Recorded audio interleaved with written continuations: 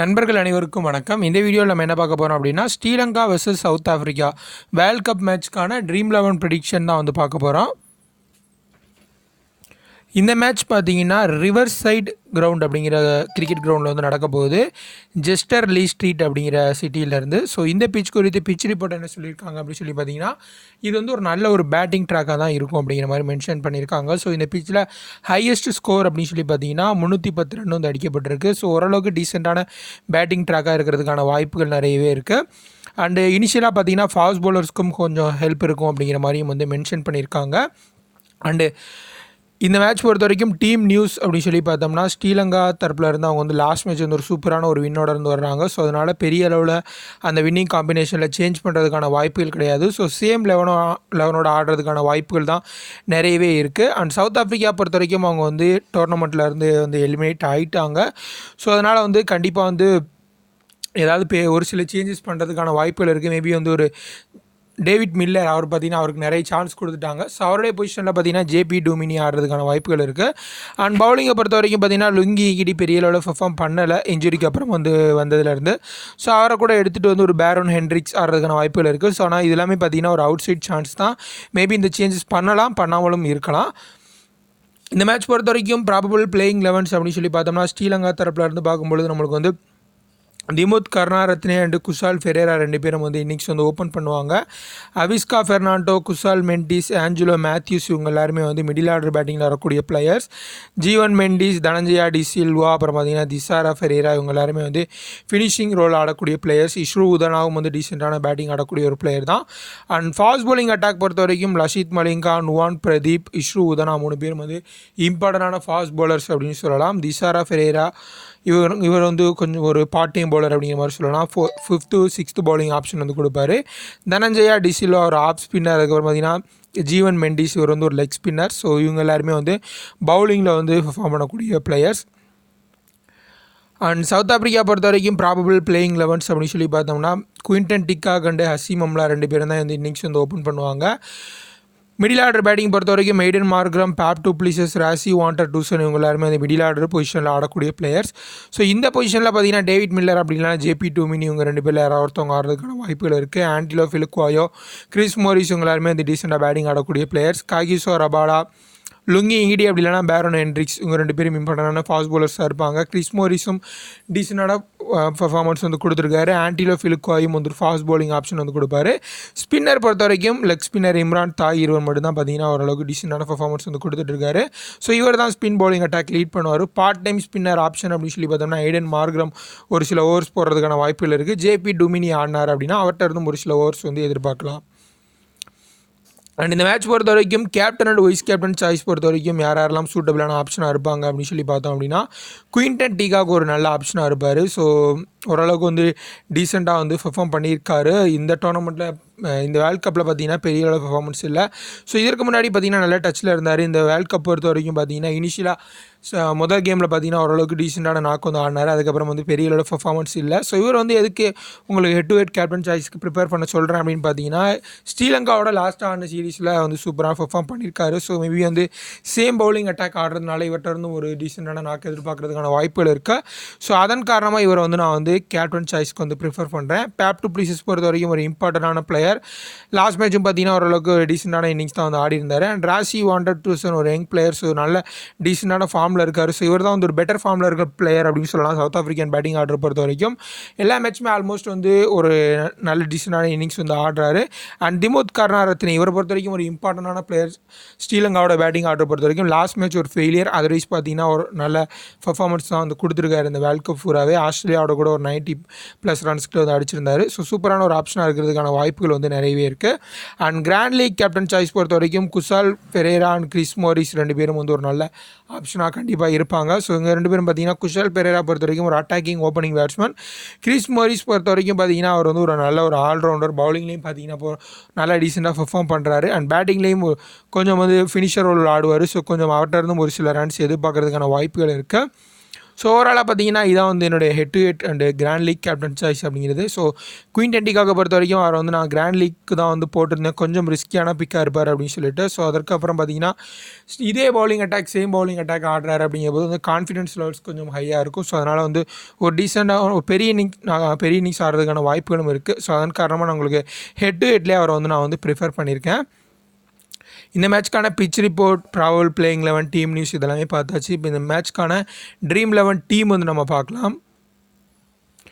இந்த மேட்ச் பொறுத்த வரைக்கும் பார்த்தீங்கன்னா நான் வந்து 2 விதமான டீம் வந்து எடுத்திருக்கேன். ஸோ என்னுடைய முதல் டீம் இது வந்து ஒரு ஹெட் டு ஹெட் கான்டெஸ்ட்டுக்கான ஓரளவுக்கு சேஃபான டீம் அப்படின்னு நான் சொல்லுவேன். ஸோ இதில் பார்த்தீங்கன்னா பேப் டூ பிளேசஸ் வந்து நான் வந்து கேப்டனாக வந்து பிக் பண்ணியிருக்கேன்.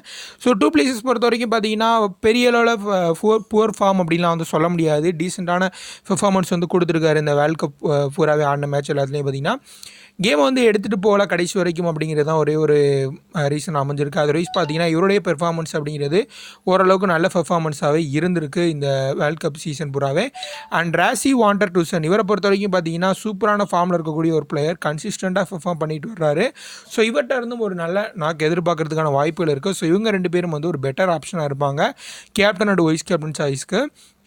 ஐடன் மார்க்ரம் ஸோ இவரை பொறுத்த வரைக்கும் பார்த்தீங்கன்னா ஒன் டவுன் பேட்ஸ்மேன், கண்டிப்பாக நிறைய கேபிலிட்டி இருக்கக்கூடிய ஒரு பிளேயர் தான். ஸோ டீசெண்டாக ஆடுவார். ஸோ பெரிய அளவில் இன்னும் வந்து அவருக்கு வந்து செட் ஆகலை அப்படின்னு வந்து சொல்லலாம். ஸோ கண்டிப்பாக இவர்கிட்ட இருந்தும் ஒரு நல்ல இன்னிங்ஸ் எதிர்பார்க்கறதுக்கான வாய்ப்புகள் இருக்குது. அண்ட் விக்கெட் கீப்பர் பொறுத்த வரைக்கும் Quinton de Kock and Kusal Ferreira 2 பேரையுமே நான் பிக் பண்ணியிருக்கேன்.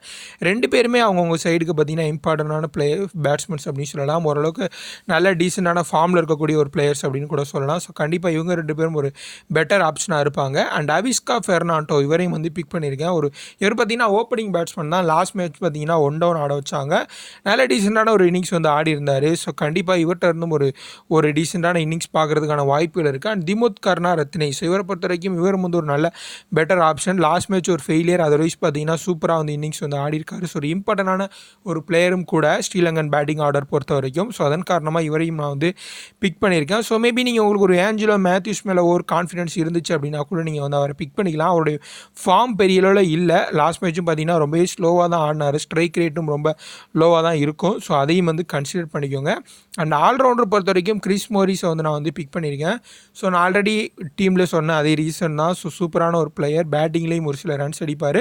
அண்ட் பவுலிங்கில் ரொம்ப சூப்பராக பெர்ஃபார்ம் பண்ணிட்டு வர்றாரு. அவங்களுடைய இம்பார்ட்டன்ட் பவுலர்ஸ் ரபாடா, லுங்கி இடி அவங்கெல்லாம் கூட பெரிய அளவில் பெர்ஃபார்மன்ஸ் பண்ணாத நேரத்தில் கூட இவர் வந்து சூப்பராக வந்து பெர்ஃபார்ம் பண்ணிட்டு வரது நம்மளால் பார்க்க முடியுது. ஸோ கண்டிப்பாக இவர் வந்து ஒரு பெட்டர் ஆப்ஷனாக இருப்பார். அண்ட் பவுலிங் அட்டாக் பொறுத்த வரைக்கும் லசித் மலிங்கா அண்ட் இம்ரான் தாகிர் 2 பேருமே வந்து ஒரு சூப்பரான ஒரு பிக்காக இருப்பாங்க.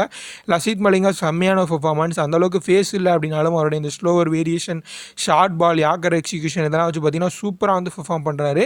அண்ட் இம்ரான் தாகிரை பொறுத்த வரைக்கும் லீடிங் விக்கெட் டேக்கராக இருக்கார் அவங்க சைட் பொறுத்த வரைக்கும். ஸோ கண்டிப்பாக இவரும் வந்து ஒரு பெட்டர் ஆப்ஷனாக இருப்பார். அண்டு லுங்கி இடியும் வந்து நான் பிக் பண்ணியிருக்கேன். நீங்கள் மேபி வந்து ஒரு இசுடு உதனாவை கூட நீங்கள் வந்து ட்ரை பண்ணி பார்க்கலாம். டெத்தில் போடக்கூடிய ஒரு பவுலர்ஸ் லசித் மலிங்கா மாதிரி அவரும் பார்த்தீங்கன்னா நிறைய ஸ்லோவர் வேரியேஷன், ஸ்லோவர் பால்ஸ் தான் வந்து போடுவார்.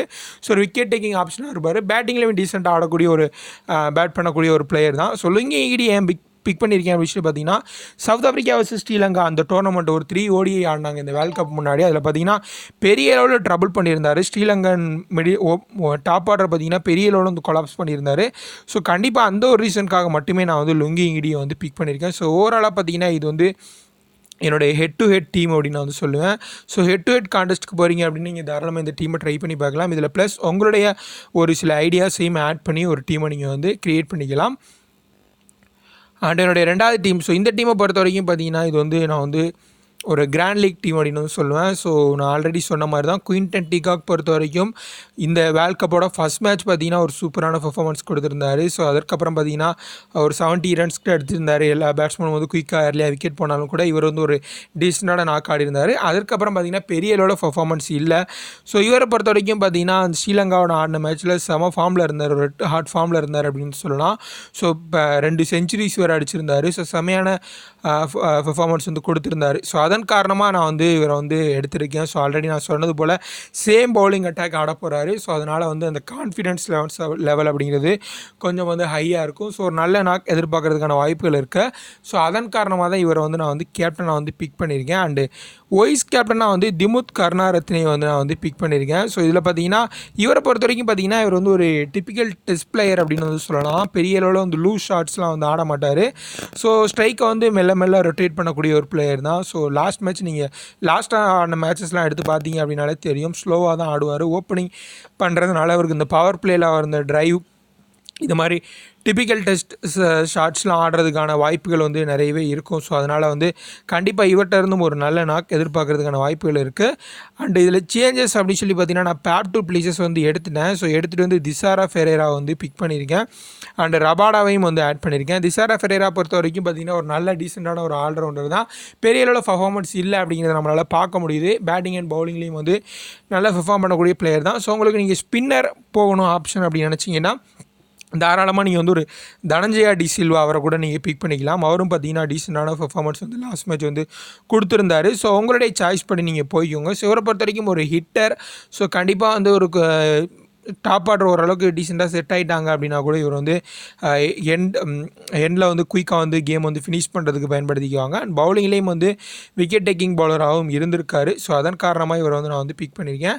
அண்ட் இஷ்ரு உதனா இவரையும் வந்து நான் வந்து பிக் பண்ணியிருக்கேன். ஸோ இவரை பொறுத்த வரைக்கும் பார்த்தீங்கன்னா டெத்தில் நிறைய ஓவர்ஸ் இவர் போடுறதை நம்மளால் வந்து பார்க்க முடியுது. ஸோ கண்டிப்பாக இவர்கிட்ட இருந்தும் வந்து பவுலிங்லேயும் ஒரு சில விக்கெட்ஸ் கிடைக்கிறதுக்கான வாய்ப்புகள் இருக்குது. அண்ட் பேட்டிங்லேயும் சூப்பராக ஆடி இருக்காரு. சவுத் ஆஃப்ரிக்காவோட ஒரு 2020 கூட செம்மையான பர்ஃபார்மன்ஸ் வந்து கொடுத்துருந்தாரு. ஸோ கண்டிப்பாக பேட்டிங்கும் டீசெண்டாக பண்ணக்கூடிய ஒரு பிளேயர் தான். அண்ட் ரபாடா ஸோ நிறைய ஹோப் இருந்தது இவர் மேலே, பெரிய அளவில் பர்ஃபார்மன்ஸ் கொடுக்க முடியலை. பட் இருந்தாலுமே ஒரு த்ரெட்னிங்காக தான் இருப்பார் அப்படின்னு சொல்லி எதிர்பார்க்கப்படுது. ஸோ ஓவராலாக பார்த்தீங்கன்னா இது என்னுடைய grand league team. So grand லீக்கு போகிறீங்க அப்படின்னா நீங்கள் இதை ட்ரை பண்ணி பார்க்கலாம். இதில் ஒரு சில ரிஸ்க்கும் வந்து நான் வந்து எடுத்திருக்கேன். ஸோ அதனால தான் உங்களுக்கு இந்த டீம் வந்து கிராண்ட் லீக்குக்கு நான் வந்து சஜஸ்ட் பண்ணுறேன்.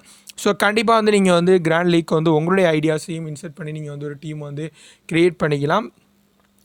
ஸோ ஓவராலாக பார்த்தீங்கன்னா இந்த மேட்ச்க்கு என்னுடைய 2 டீம் தான். ஸோ இதில் ஏதாவது சேஞ்சஸ் பண்ணலாம் அப்படின்னு உங்களுக்கு ஏதாவது ஐடியா இருந்துச்சு அப்படின்னா தாராளமாக சொல்லுங்கள். அண்ட் மித்த மேட்ச்க்கான ப்ரெடிக்ஷன்ஸும் தொடர்ந்து தெரிஞ்சுக்கணும் அப்படின்னா நம்ம சேனலுக்கு சப்ஸ்கிரைப் பண்ணுங்கள். நன்றி.